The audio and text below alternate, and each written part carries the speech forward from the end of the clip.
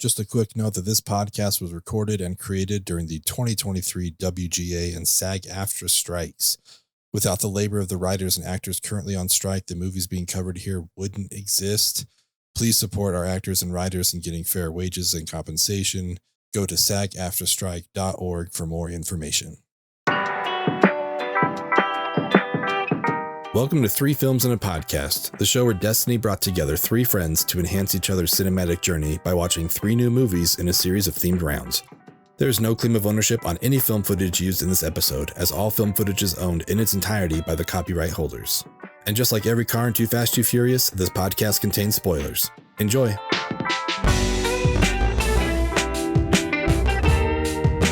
Hello, everyone, and welcome to Three Films and a Podcast. My name is Ben Lawhorn, and I am joined as always by Tyler Beck and Matthew Weiler. I guess. Hello. So when you said my name is Ben Lawhorn, I was kind of like reading along in my head, and I know at that point I would say my name is Tyler Beck, but when you said Ben Lawhorn, it actually like kind of threw me through a loop. He's going off script. He's supposed to say Tyler Beck. It gave me pause. He's not Tyler. What's happening? Hold on a second. That's where I'm at mentally right now. I mean, that just makes for a good episode. I'm very excited to see how this goes. For those of you new to the show, allow me to welcome you to the movie club. For those of you that are returning, welcome back to the movie club. Certainly happy to have everyone here. Thank you so much for joining us.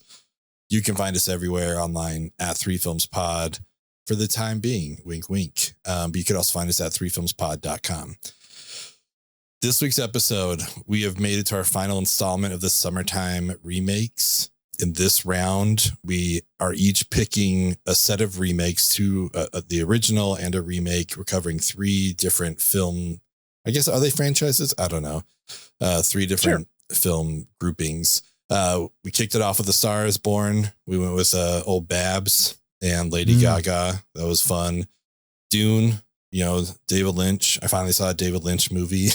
I don't know if that was the right one to start with, but I did. And Timmy Shams, obviously. And now it's time for all three of us to snap our fingers together and get into a dance fight over my selection. Kind of came from last year and the Fablemans and all that kind of stuff, and all the discussion about Spielberg remaking West Side Story. And I realized, like, I knew how important and kind of crazy it was that he remade that movie, but it also just really reemphasized that I haven't seen the first one, So I was just kind of like, how can you do that to a classic? I'm like, well, I've actually never seen it, so I don't know if I have like a leg to stand on with this. So I just thought, you know what, let's remedy that. So that's my selection, is we're going to be going over both the West Side Story films. We're going to kick it off with the 1961 film, 10-time Oscar-winning 1961 film, West Side Story, which is just like kind of nuts to me. Directed by two people, little controversy around that, Jerome Woods and Robert Weiss. If you look on IMDb trivia, apparently Jerome handled all of the choreography and dancing and singing, that kind of stuff. And Robert did all of the drama, basically all the talking. I thought that was a real interesting way for them to handle it. But I guess they won Best Director as the first duo to do it, if I remember correctly. And then it held the title for like 46 years. And then our boys, the Coen brothers, I believe, won for No Country, or I believe that was the film. Yeah. So kind of cool. Little fun fact as we dig into this. Movie stars Natalie Wood, George Bamer, and EGOT winner Rita Moreno, who I hear is also in the sequel. So that's kind of cool. Keep your eye out. That's dope. Watch out for her. Without her glasses, like as we know her now, it honestly took me a little while watching this one. I was like, wait, which one is she? I'm waiting for like her big, like, they're kind of notorious now, but she was great. She was awesome, but we'll get into that in a sec. The log line for the movie: two youngsters from rival New York City gangs fall in love, but tensions between their respective friends build toward tragedy.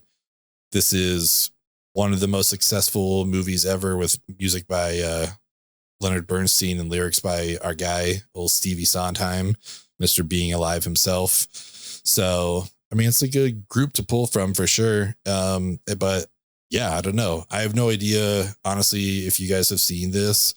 I'm kind of curious to hear what your guys' take on it was.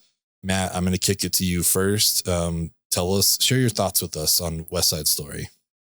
So the earliest, I guess, West Side Story something that I encountered was I remember this Billy Crystal sketch during the Oscars where he's singing a version of the Tonight song. Mm-hmm. And for some reason that's always stuck with me. And I always thought that was like it was the Billy Crystal Oscar song that he came up with for the Oscars. And then I think it was in middle school. I watched it a few times in middle school for different classes, I'm sure. One, I remember just being the comparison to Romeo and Juliet, being indirect adaptation of that. Yeah. Which we love that type of thing on this pod. We love that type of thing. We're all here for it. Honestly, I was wondering that while watching, is like, is this kind of a Romeo and Juliet thing? Like, is that confirmed as kind of what it was like loosely based on? Yeah. All right. That makes sense. Yeah. Yeah. So, so I became familiar with it there. I don't feel like I really appreciated it at all for like the artistry or choreography or anything, until this watching. And then kind of, as you pointed out, I mean, some of these shots are just like so awesome. The color, the costuming, obviously the choreography is great. But you mentioned Being Alive, and it's funny how many songs, like I could just picture like Adam Driver, like breaking into that. Yeah, for sure. So yeah, for me, it's a good time. I mean, I probably don't get tired of watching these bad attitude New Yorkers snapping and dancing around. Mm-hmm. So it's fun for me. That totally makes sense. How about you, Tyler? This movie, man, this was a tough one for me to like to think about, you know, objectively and to try and rate and whatever, because I did not have a good time watching this movie.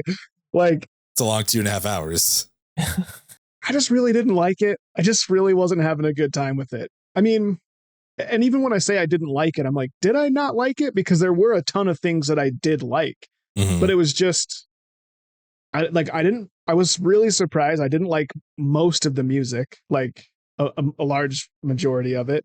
Sorry, Stephen Sondheim. Sorry, Steve. Sorry, a different sorry, Steve. We organically introduced Sorry, Steve. In different so now context. we have like a Sorry Steve Rushmore. That's awesome. 2 faces on it. And yeah, like I just didn't really care about the characters. The story, the story is, I mean, it's one of the greatest stories of all time since it's Romeo and Juliet, you know? And yeah, the cinematography, the choreography, the production design, the set design, all of that was just incredible. And so I could tell, like, objectively, this movie's great. Like, I can see why it won so many awards. I can see why so many people love it. And especially when you think about the time when they made it, like, to make these stages, the way they had to light everything, like, specifically the lighting in this movie, I thought was just incredible. Yeah. Like, every shot looks so good. It was very dramatic. Cool, like, right? Yeah. Like we were looking at it, and Ashley even said, but like, soft at the same time. Yeah. Like, I guess I'm thinking mainly of like the beginning, like the schoolyard shots. Because Ashley, my partner, she even said, like, did they only shoot this at high noon? Because like all the shadows come like right down from people's foreheads, which is very true. But it also just made it very dramatic, and it feels like it was intentional. But yeah, the lighting was awesome. Yeah, and I just, like, every time I'm just like, man, how did they do this? And so, like, thinking about like the size of the equipment and how like clunky and just I don't know, just how much more difficult it would have been to do all this. I mean, it's truly an achievement, and I was swept away by it. But like the actual movie itself, I just was like that meme of that kid, like, I am straight up not having a good time.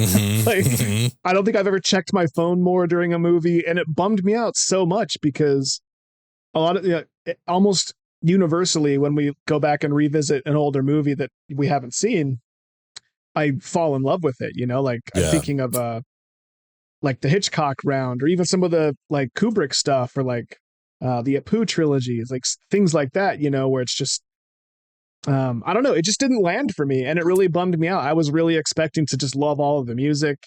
I was expecting to recognize more of the music. The only one I really recognized was I Feel Pretty. I feel pretty, oh so pretty. I feel pretty and witty and gay, and I pity any girl who's in me today.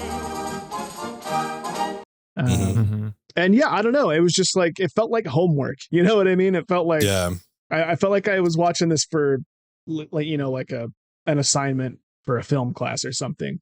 And a lot of times, like in your experience, Ben, you saw a lot of great movies that way, but I think you also saw some ones you didn't like. Oh yeah. And this would have been one that I didn't like, but I can totally see why it's so great. And it just didn't happen to be for me. And I'm really curious to see the Spielberg adaptation, because, you know, maybe it'll be more my speed. I don't know, but I'm excited because it seems that the Spielberg version has addressed some of the like representation issues from this movie, and like we don't need to go back and litigate all that, but it definitely was kind of a bummer to watch. You know what I mean? Just like, well, I mean, any layer of authenticity that you can add to something is going to add to the experience, even when you're watching something retroactively that didn't really adhere to that, you know, you're still missing that. And so I think that's a good point. It's hard to overlook it.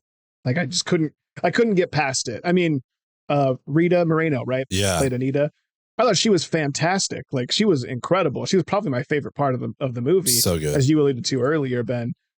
And, you know, she's an authentic character, at least more so than the Ukrainian and Russian born Natalie Wood. Yeah. Playing and doing that, you know, because she's actually Puerto Rican impression.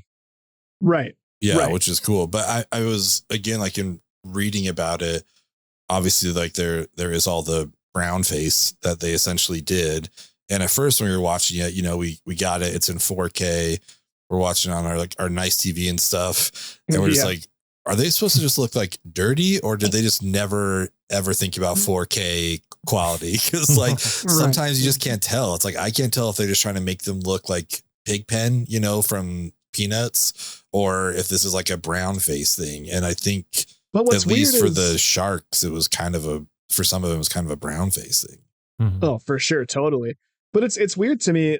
Well, not weird. I think it was just as noticeable when it came out, because I mean, a film projection has just as much, you know, resolution and clarity as like a 4K screen. Obviously it's not as like sharp and like, defined, I guess, but like, you know, like, I don't know. I feel like it would have been noticeable then, but I could be wrong. I don't know.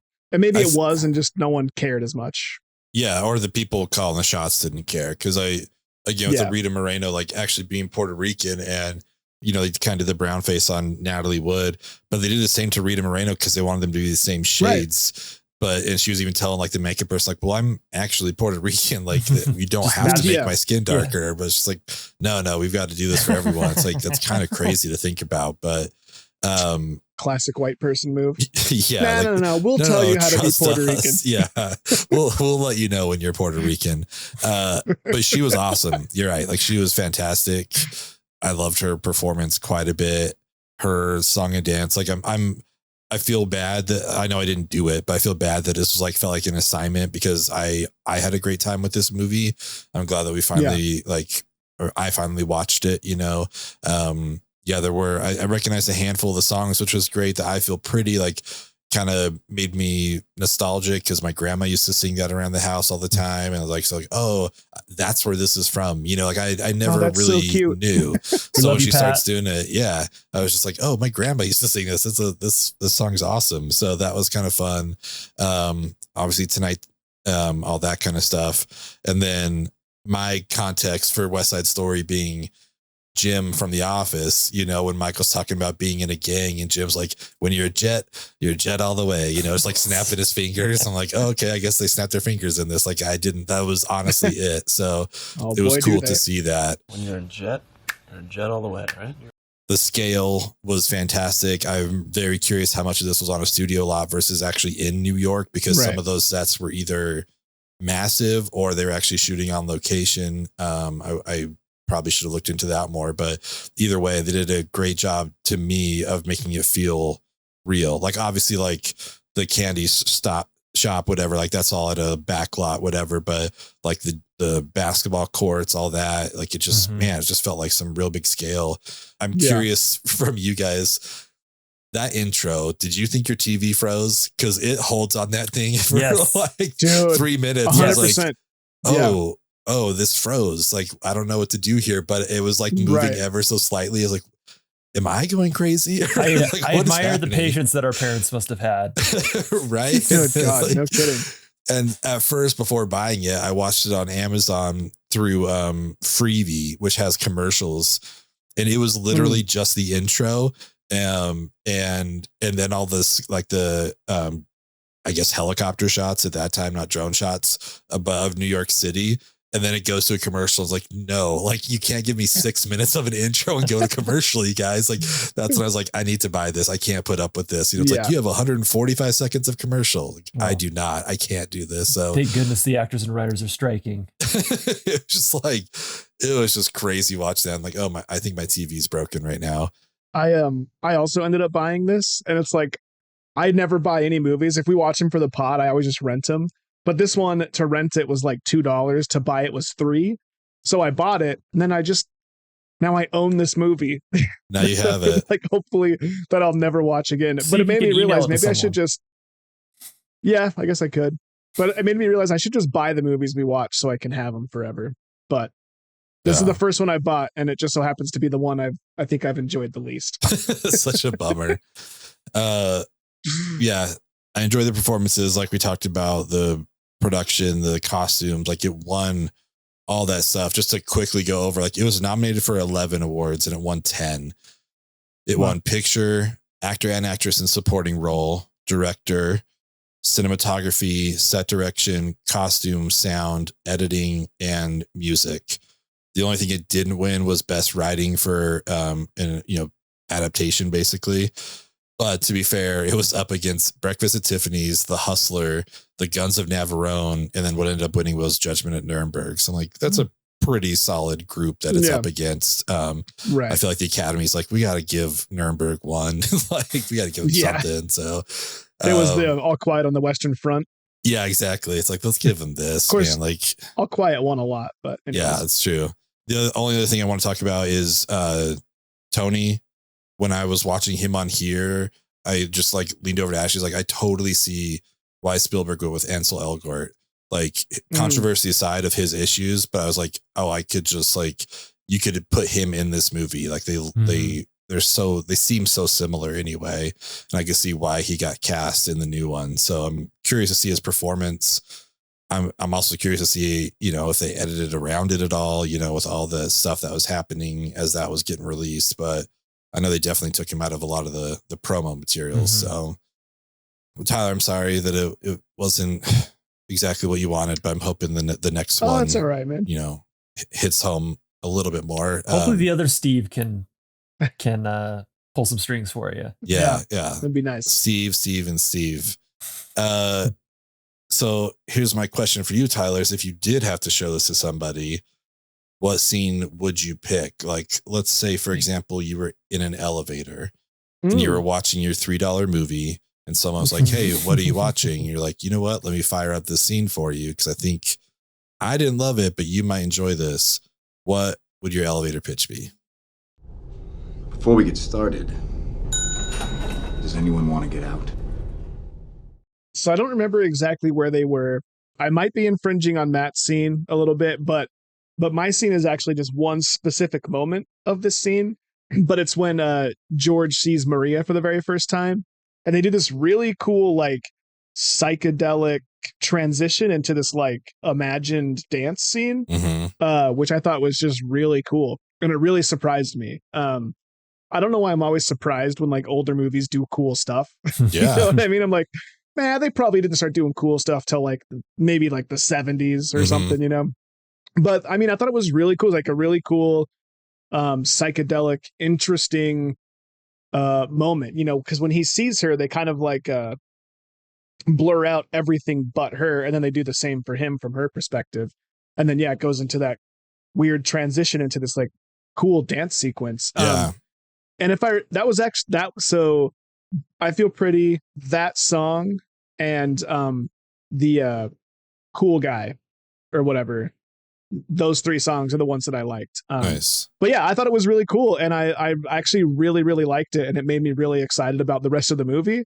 You know, I was let down, but that's no big deal. That's all good. You know, you can't win them all. That's I can appreciate it for what it is. And so if you were to show me that scene, especially with whatever preconceived notion you might have about an older film, it'd be like, no, they do some cool stuff. There's some ambition in some filmmaking, you know? So Yeah. I don't know. I thought it was really cool. That's what I would do. That's awesome. Yeah, I thought that scene was super awesome. It seemed like that was one of those like stage tricks that they could pull into the movie that you could imagine being on Broadway, like with the spotlights. And it also felt like, as I was watching it, just the way it was executed, it kind of reminded me of The Last Jedi when Kylo Ren and Rey are like doing their like force communication thing. It's like, oh, that's interesting. Yeah. Ryan Johnson watched West Side Story while he was directing? Possibly. Yeah. That's a great scene. So mine, it wasn't infringing on mine. Like there's a lot of like weird, funny things that I could pull from this movie that I just think are great, which is part of the reason why I had a ton of fun with this. Like every 15 minutes, you could probably pause and rewind something that's just hilarious. Yeah.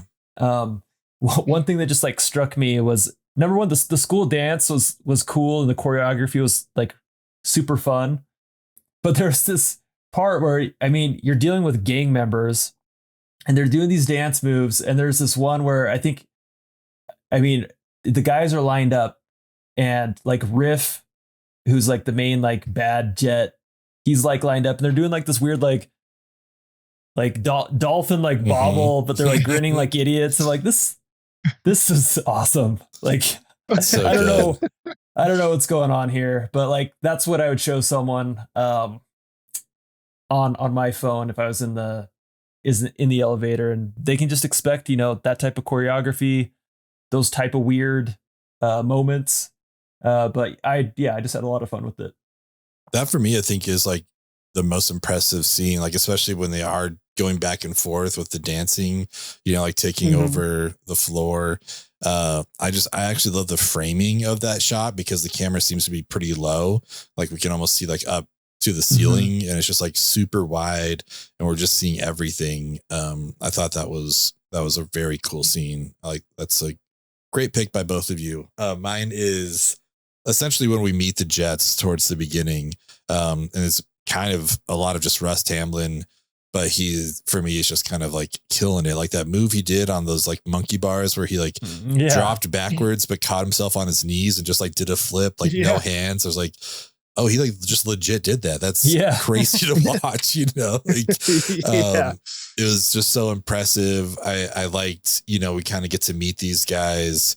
We get the little exchange with the Sharks where like everyone has the upper hand for a second. You know, I don't know if we kick it off there and then go into the singing, but I like that a lot.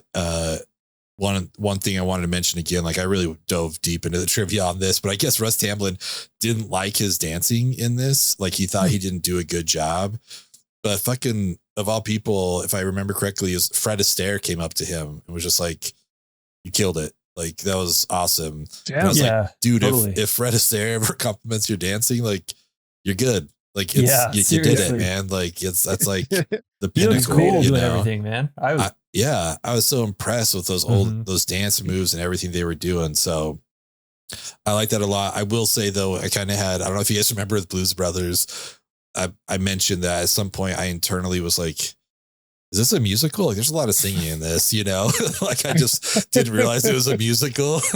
It took me a little while. And while I knew this was a musical, I kind of forgot just how much dancing was going to be involved because I kept getting frustrated when they're chasing the Sharks, but they like would stop and do a spin. And I was like, you guys, you're slowing yourselves down. Like what's happening? You know, like keep running after him. Stop like jumping off the walls and like doing flips and stuff. Like just run. Like, I don't know why it took me a while just to like finally get in the mindset of like, this is a Broadway play that they are adapting. everyone is going to be dancing. Like, it's just going to be dance fighting. They're not actually chasing these people. Like, I finally accepted all the singing, but I just had a hardest time. It's like, you don't do a spin move when you're chasing someone. Like, stop doing this, you guys. Well, maybe you love don't. that. That's true. I mean, that's why I've never caught anybody, you know? I don't know. Along those lines, like I don't know how I knew, but I knew it was going to be very like dance fighty and dance heavy. And I knew that like, you know, most of the way that people moved through this movie would be through dance and song. And because of that, I was actually surprised at the level of violence in this. And yeah, I mean, it wasn't graphic by any means, but it was implied graphic, you know, like dramatically choreographed.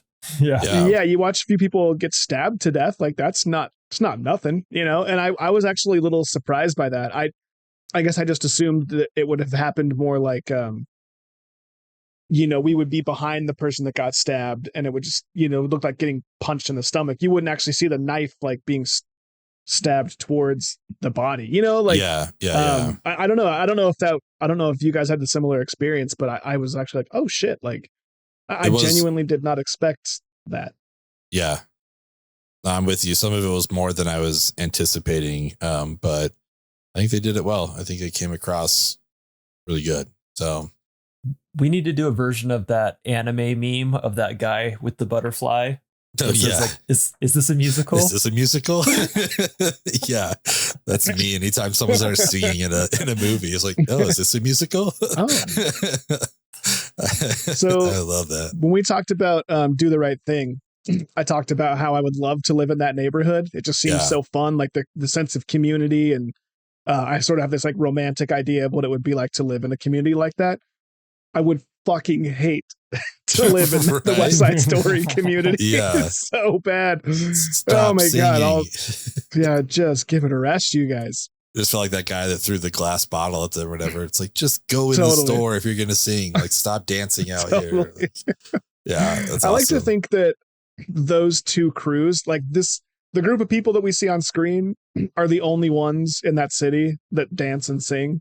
Yeah. It's kind of like Pitch Perfect, you know, like yeah, you're getting bullied by the theater kids or whatever, you know. It's like, oh, they're the everyone assholes. else in the community is just normal. But yeah, exactly. For whatever reason, this group of people, the theater kids are assholes, and just in this one neighborhood. It's like, oh man, just real violent, like real shitty, right? Yeah. When they go in the shop, I did like when the cop comes in and all of a sudden they're like interacting with each other and playing darts together and stuff. Like, oh, that's kind of it's cool that they know what to do to avoid getting in trouble. But yeah. All right. Reverse Rushmore. It's finally time. I'm curious what Rushmore Mountain you guys would put the 1961 version of West Side Story on if you could build your own. These are OR scrubs. Oh, are they? I'll go first, actually. I'm just going to throw mine out there.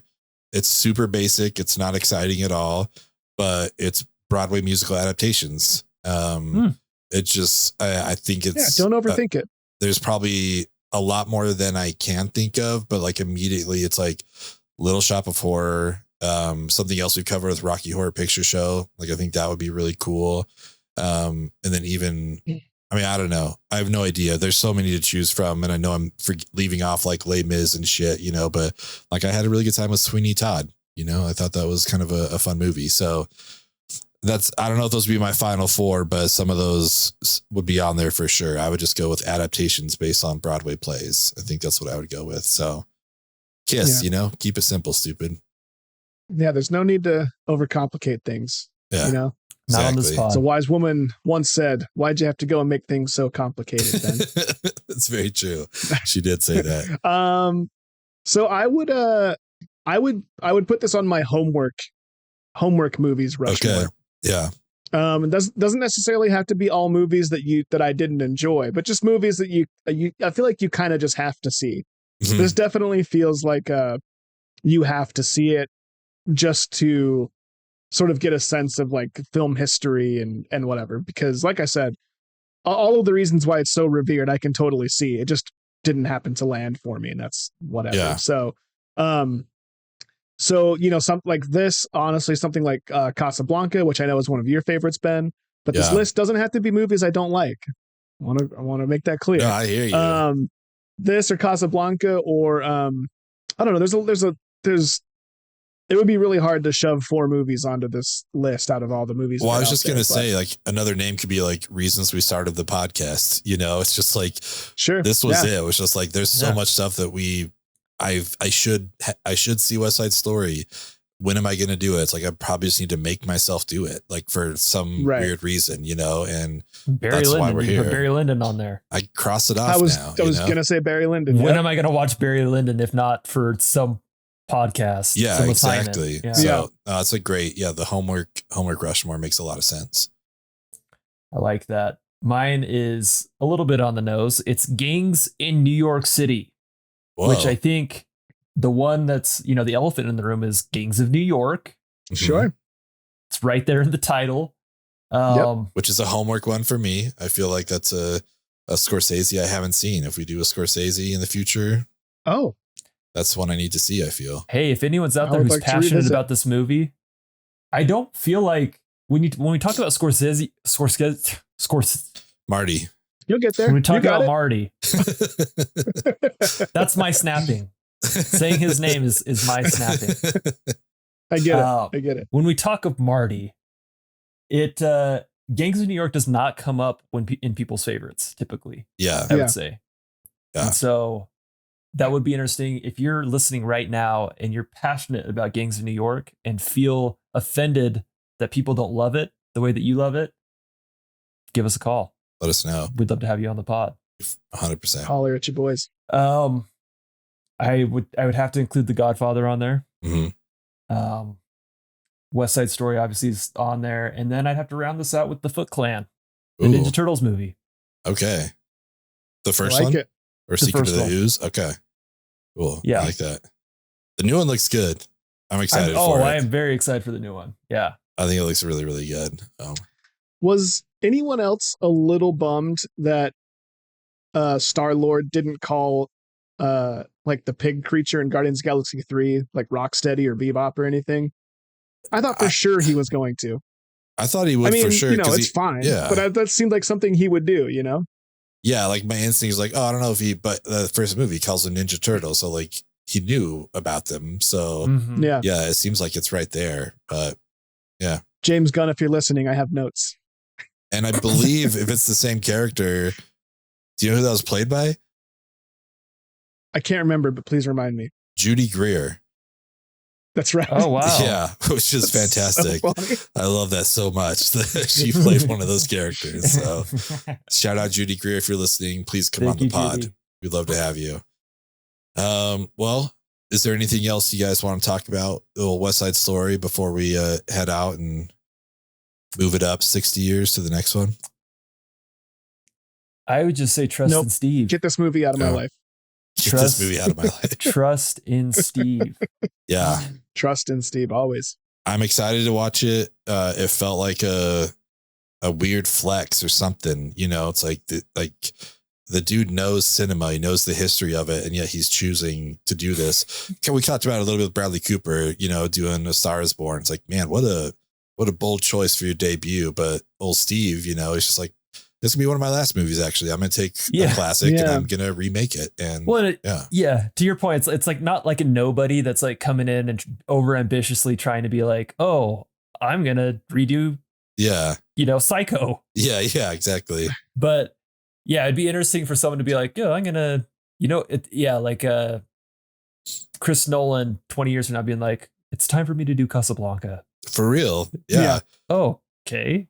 Yeah, that would be so fucking strange. That movie would be so weird. I actually kind of want to see that now. Like, I know. I don't want it to exist, but I kind of want to see it. Nolan Casablanca, like that would just be like, what would that even look like? That'd be fucking insane. If we get John David Washington maybe playing the Bogart role, man, that'd be pretty cool. Yeah, count me in. Well, thanks everyone for doing your homework and watching this movie. I'm glad that we watched it. I'm really looking forward to next week to go over the new West Side Story. I think it's going to be interesting to say the least, to see what old Steve pulled off. So thank you everyone for supporting us and for listening. Again, you can find us anywhere at 3 Films Pod. We will see you all next week. Goodbye. Bye, everyone.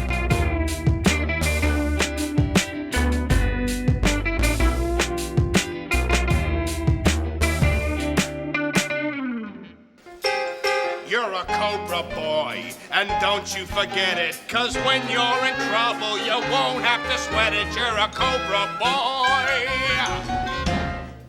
All right, so, let's see. What the hell was that? What was what? You just sang. Oh, yeah, I did, didn't I?